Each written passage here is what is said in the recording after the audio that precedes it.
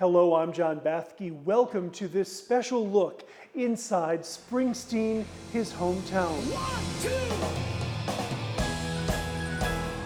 1, 2. With a sound all his own and songs packed with powerful messages about life, love, and redemption. So listen up, my sonny boy, be ready when they come. Bruce Springsteen sang his way into the fabric of America decades ago as a leader of the E Street Band and in his solo career. Like a vision, she dances across the porch as the radio plays. Selling more than 130 million records and earning countless awards, even receiving the Presidential Medal of Freedom. But for those in his hometown of Freehold, New Jersey, Springsteen is more than a rock icon. He is a hometown hero. This is the place he sings so much about, influenced by family and the times during which he grew up. Now, here at the Monmouth County Historical Association Museum, an exhibit is open exploring the deep connections between Springsteen and the place where he was raised. In fact, those connections are so deep, that is what they named the exhibit, Springsteen, his hometown. There we go.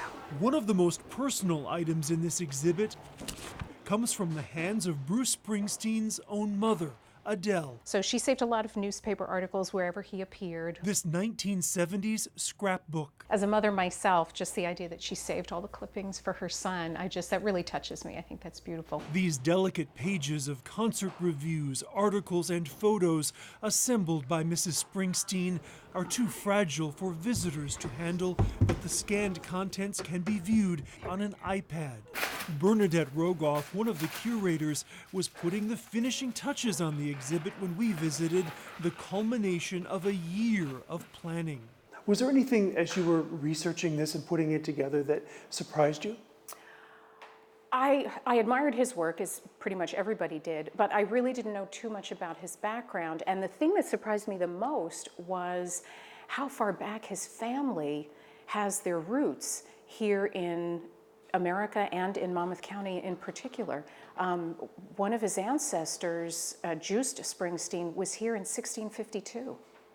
Another ancestor, John Springsteen, was 15 years old when he enlisted in the American Revolution. A genealogist traced Springsteen's heritage, especially for this exhibit. I don't even know if Bruce Springsteen knows a lot of this history. I think it's his second great-grandfather, Alexander Springsteen, fought in the Civil War. And he was a freehold boy. We actually have a roster that his name appears in. And this is like stepping into Freehold of Yes. old, right? Main Street, 1950s. Rogoff says the goal of the exhibit is to put Springsteen's life into the context of the time and place he grew up. These are all from our collection. Even recreating a vintage look of downtown Freehold. Where do you put him in the scope of the history of this community? I would have to say his background was just like anyone else's. It was very clear that there were some very tough times for his ancestors, and his paternal grandmother in particular, losing a child so young, really affected the family overall. I know he's been very open about his dad's struggle with depression and possibly what might have even been bipolar disorder, his own struggles with depression, and the fact that even though you do have tough times in your family history, you can overcome them, you can even use them to really make something in your life. And that is very much the story of Bruce Springsteen. Absolutely. And the fact that he doesn't reject it, he embraces it, particularly as his music has matured and he's gotten older, he comes back to his roots. And the fact that you can see him almost regularly in downtown Freehold, eating at a diner or coming to cruise night or whatever it might be. I think that's really wonderful. There are around 150 items on display, loaned by archivists, collectors, and Springsteen himself, including this jacket and pair of boots from the Tunnel of Love era of Springsteen's career, and posters going way back to his earliest days with his first band, the Castiles. These are keys from hotel rooms during the 1970s tours that they just kind of kept when they checked out of the hotels. And so we've got this big, crazy collection here. Melissa Ziobro is a curator of this exhibit and a history professor at Monmouth University. I think this is something that will prove really, really exciting to the fans. She says she got the idea for Springsteen, his hometown, following a project by her students. 1, 2! Then began the deep dive into the rock legend's life and career.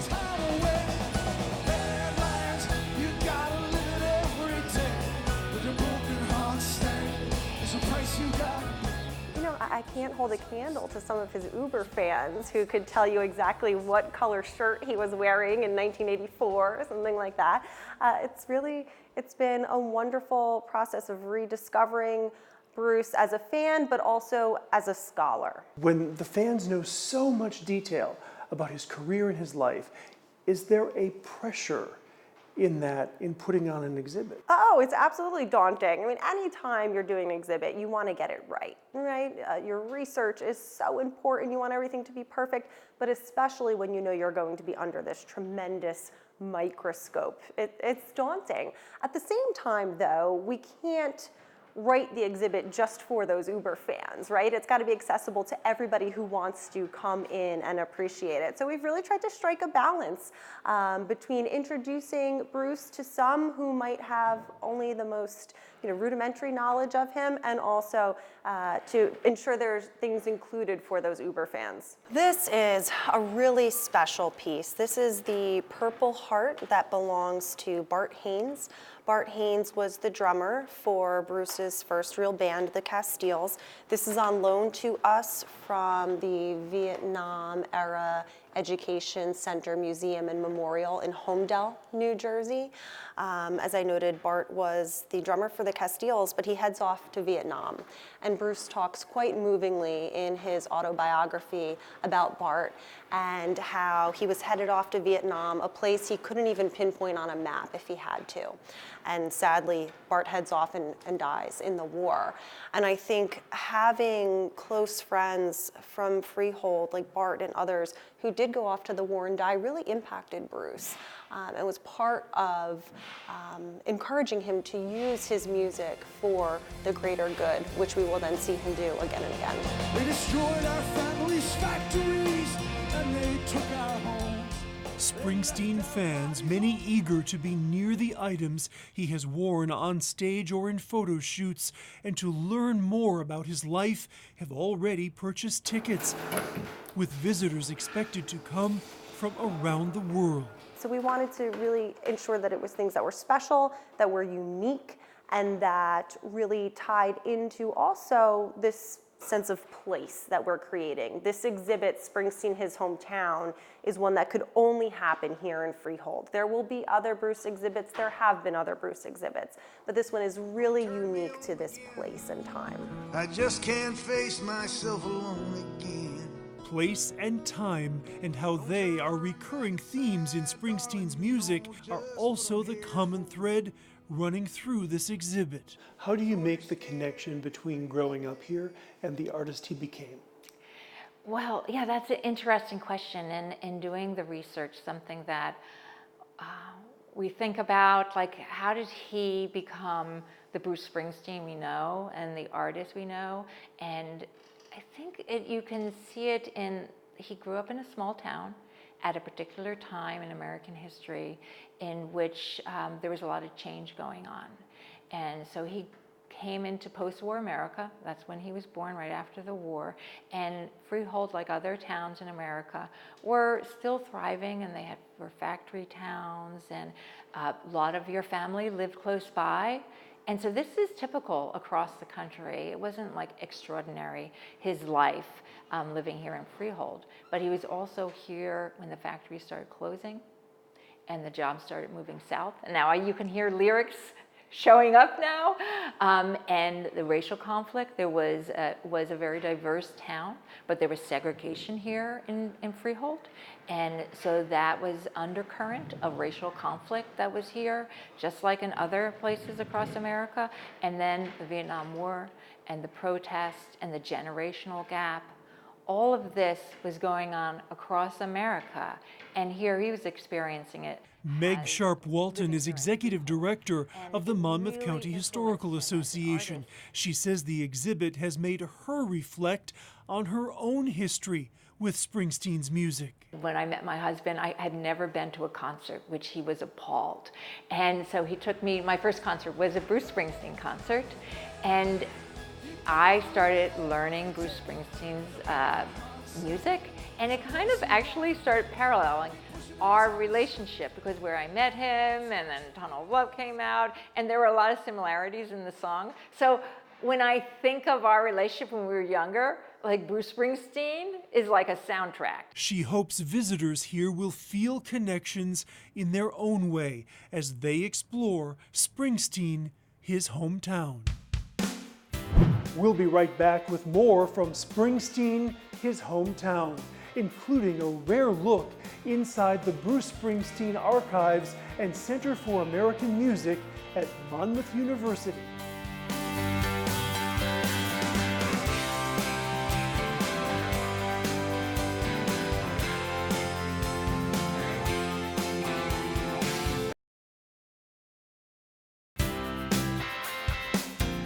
Welcome back to Springsteen, his hometown.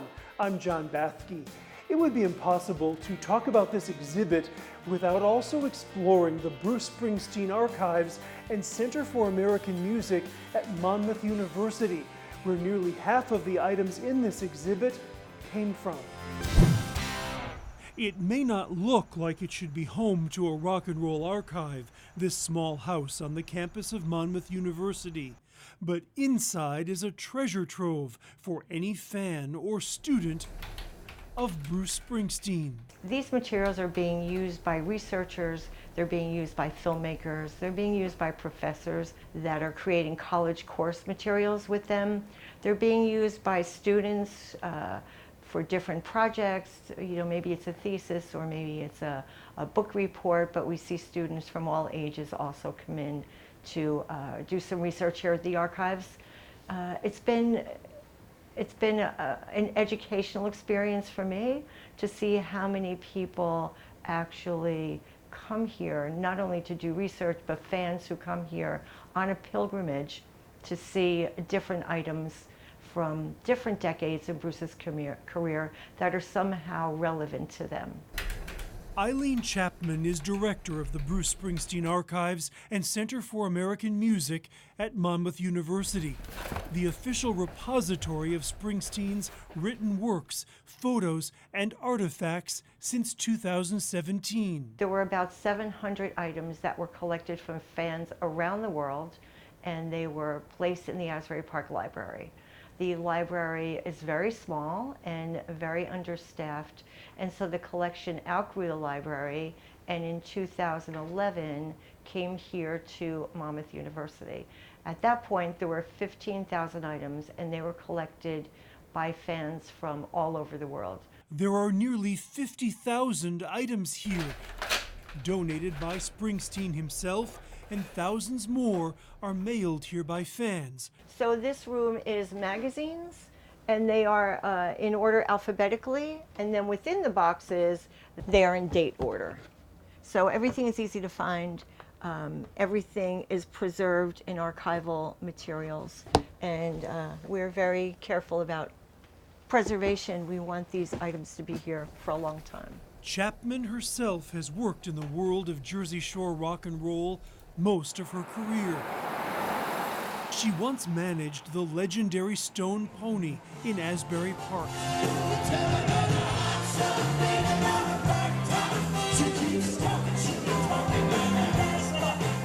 A club where Springsteen is known to jump on stage and jam with his favorite musicians. Do you remember the first time you met Bruce Springsteen?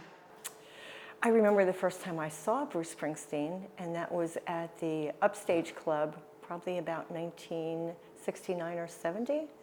And your impression was? So I had a friend of mine who was going to the upstage to jam. He was a guitar player, and he kept saying to all of us, "You've got to come see this guy. There's something really special about him."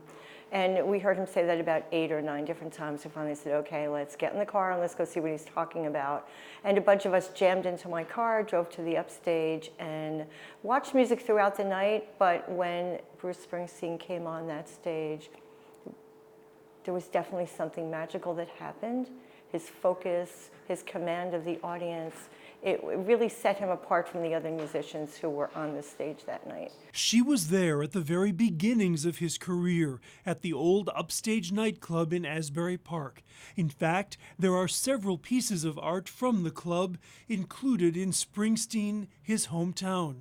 Chapman believes Springsteen's commitment to the area where he grew up has had a far-reaching impact. You know, I think the Stone Pony, because it's internationally known, kept people coming to Asbury Park even during the most down times. When people weren't coming to Asbury Park for much of anything, they were coming for music, they were coming to the Saint, they were coming to the Stone Pony.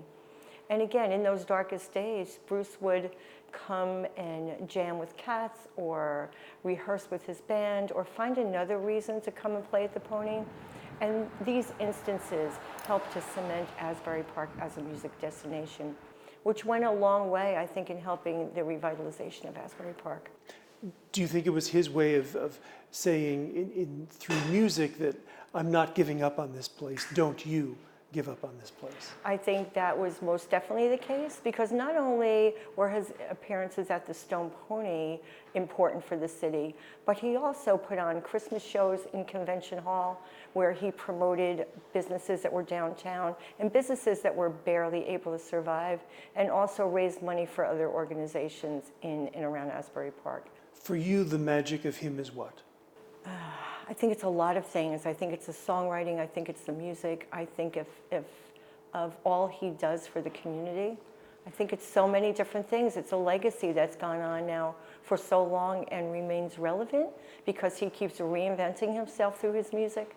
The archives, which you have shown us, contain a lot of stuff at this point that keeps coming in.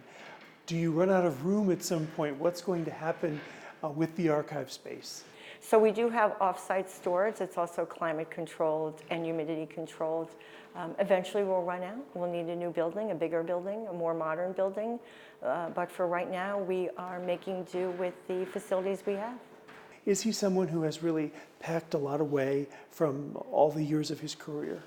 So I think he and members of his band and crew have collected items throughout each of the tours, but also his mom has saved everything from day one. And so luckily we have Adele Springsteen's scrapbooks and other items that help talk about Bruce's earliest days of his career. We'll be right back with more from Springsteen, his hometown.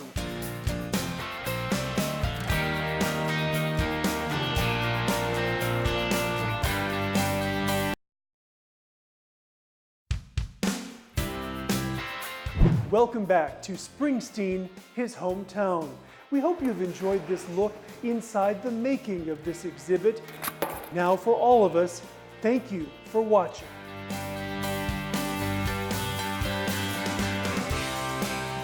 So what we have here is a pile of alternate album covers. When the record company was getting ready to put together the albums, they would present the artist with various different mock-ups of what the album covers could look like. And so we have a whole box of them here that we've scanned to let people see, what might have been. This is one local freehold photographer who's leaning out of the windows. There's a parade right now on Main Street. And so he's recognizing one photographer, so they're smiling at each other while the parade is going on. It is from the 60s, but look at those colors, right? I mean, it's as vibrant as ever. I think this is something that will prove really, really exciting to the fans because it wasn't something that was mass produced. There are few, if any, of them out there.